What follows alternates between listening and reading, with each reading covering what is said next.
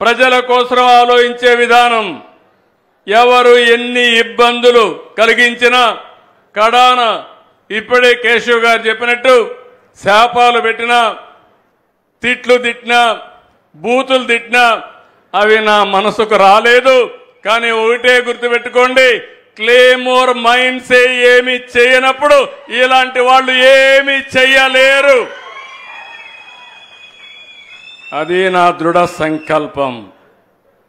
నేను ఆలోచించేది ఒకే ఆలోచిస్తున్నాను, నేను ఎక్కడున్నా మీరు బాగుండాలి.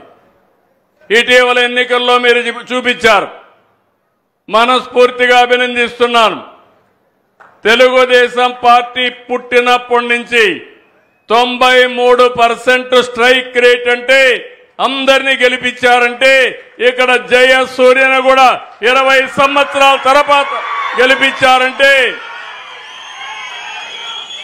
నంద్యాల పార్లమెంట్ మెంబర్గా శబరి గారిని ఇక్కడ గెలిపించారంటే